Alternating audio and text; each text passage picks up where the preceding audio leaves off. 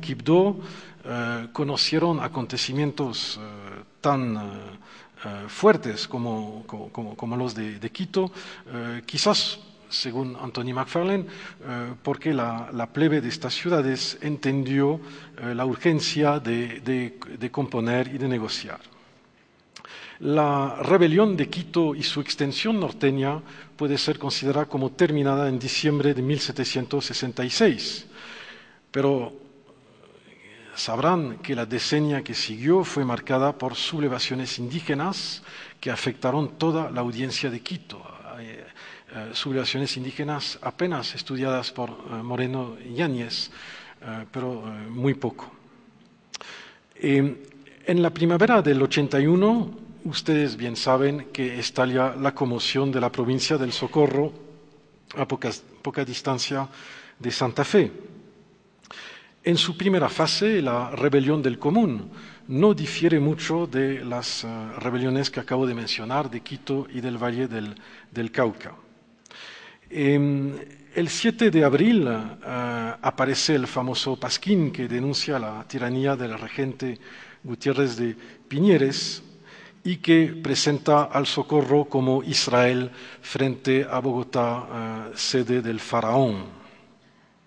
El faraón que hubiera reducido en esclavitud a Israel, obviamente. La lectura de este panfleto que la gente del común, califica de nuestra cédula,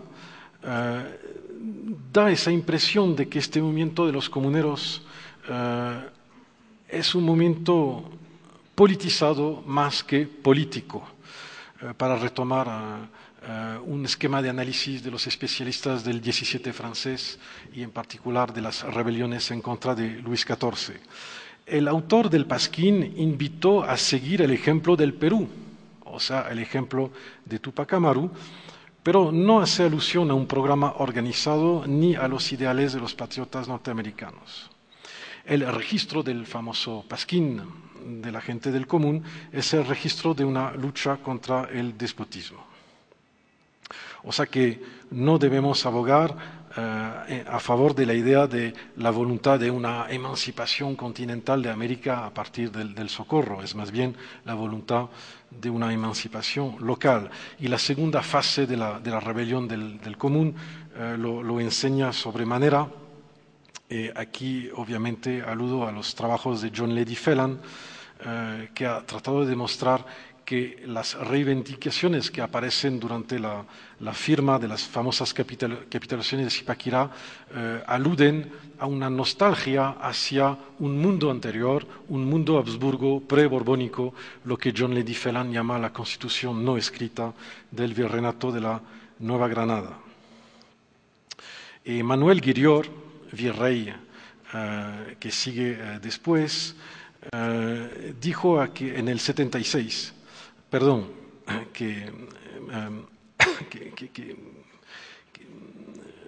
hice un salto para atrás, de 5 años. El virrey Guirior decía en el 76 que el gobierno de las Indias requiere el empleo de reglas muy distintas, dado a la enormidad de las distancias y al genio de los habitantes. Eso refiere también a la reflexión que se hizo esta mañana de Ruggiero Romano sobre el difícil manejo de un imperio de tan dilatadas dimensiones. El virrey Caballero de Góngora, quien es el organizador de la pacificación en el 89, estaba totalmente espantado por lo que él llamaba en un documento el estandarte de la sedición. O sea, Caballero de Góngora se dio cuenta del peligro frente al cual se había enfrentado. Es muy interesante estudiar todos los sermones de pacificación y en particular de un franciscano bien nombrado Acero, Raimundo Acero, que define a la gente del común como gente rústica que practicaba una guerra rústica. Obviamente, en su pluma, en 1782, eso remitía a la guerra de los campesinos de Luther. Y enseguida aparece el calificativo denigrativo, la gente del común no eran sino heréticos, que habían heredado sus idearios de una larga genealogía, donatistas, etcétera, discípulos de Wycliffe o de John Hus. Y Acero hablaba del fanatismo. También el capuchino Finestrad en su famoso texto El vasallo instruido, el fanatismo de quienes podían considerar que el rey no remitía solamente a Dios, pero podía remitir también a la soberanía del pueblo. Hay todo un discurso en El vasallo instruido, texto muy famoso de 1789, sobre precisamente las cuerdas de imaginación. El rey es independiente y goza de independencia absoluta, o sea que el rey no depende de la Iglesia, no depende de los hombres, solo depende de Dios. Eso se llama gozar de independencia absoluta. Esa expresión era propia del rey antes de serlo de la nación, después de 1813, en particular acá. ¿Cuánto tiempo me queda? 25, 5 minutos. Entonces voy a acelerar bastante. Hay una inquietud de espíritu que está designada en los sermones, y es interesante esa expresión de inquietud, ya que puede hacer pensar obviamente en la uneasiness de Locke de principios de finales del 17, principios del 18. El hombre inquieto quiere revolucionar el mundo, quiere seducir en todos campos, campo geográfico, sexual, político. O sea, el hombre del 18 es un gran seductor en esos tres dominios. Entonces voy a pasar muy rápidamente a la segunda configuración, que es quizás menos interesante, pero no estoy tan cierto de eso. Quentin Skinner, el historiador inglés, ha apuntado el parentesco que hay entre el pensamiento de Suárez y Mariana y la Inglaterra del siglo XVII. Hasta trató de demostrar que muchos pensadores ingleses se han inspirado del pensamiento neoescolástico español del siglo XVI. La rebelión del común y el Commonwealth de Cromwell tienen algo en parentesco. En ambos casos estamos frente a un país que defiende sus viejas libertades, lo que llaman en las fuentes las libertades españolas, frente a un absolutismo de corte francés. Al final, Carlos I de Inglaterra o el rey Carlos III de España, ambos miran del lado de Luis XIV. Y es bien curioso que las dos pacificaciones, la pacificación de Inglaterra, en particular en 1660, y la pacificación del virreinato, y en particular de Nueva Granada en 1789, vuelven a acudir al modelo de Luis XIV. No voy a alargar mucho el tema, pero las fiestas de la jura de Carlos IV en Bogotá en el 89 fueron copiadas de las fiestas de Luis XIV de 1662, totalmente copiadas, o sea que las cuadrillas, los juegos ecuestres, todo fue copiado, los escudos solares. Se quiso presentar a un rey sol de justicia, ya no más a un rey patriota, que era la imagen que Carlos III había querido plasmar en un inicio. O sea que a partir del 89 se volvió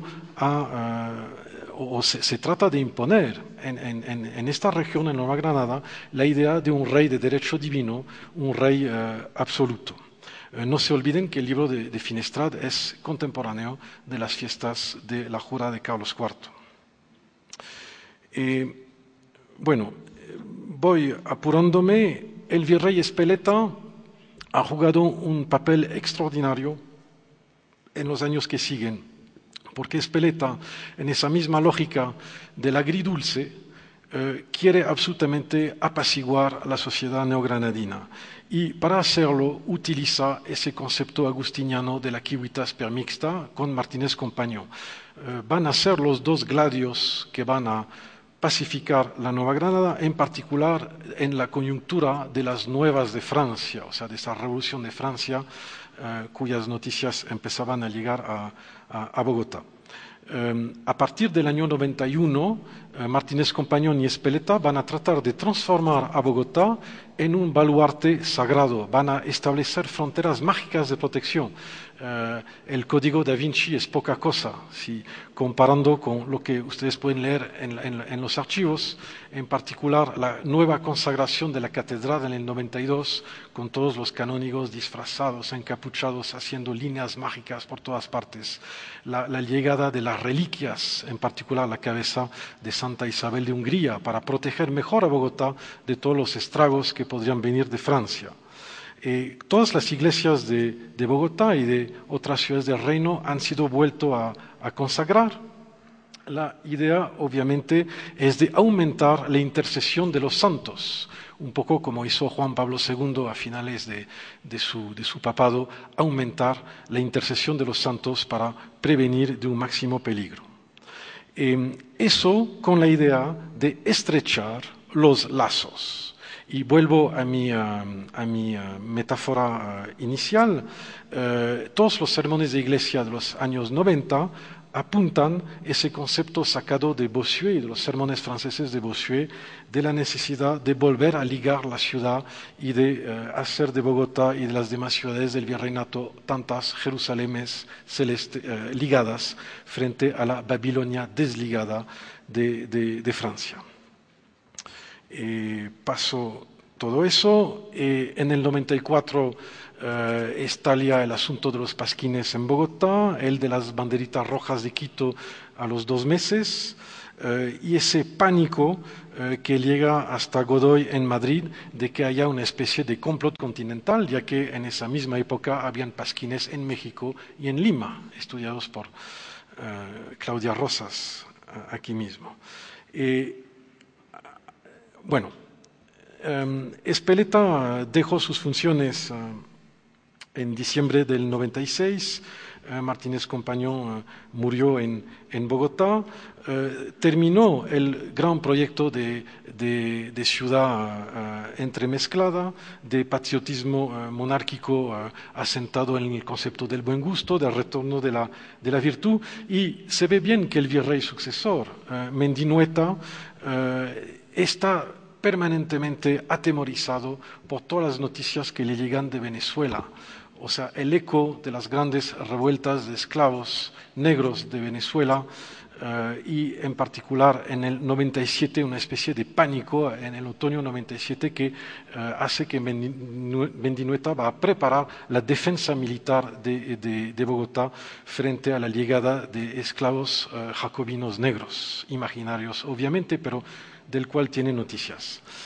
Para terminar, 1804 ha marcado una gran ruptura en la historia del virreinato con la llegada de un virrey que por fin se llamaba Borbón, Amar y Borbón. Por fin llegaba un supuesto miembro de la familia real al virreinato. Llegaba el rey, de cierta manera, en persona, y se llamaba Amar.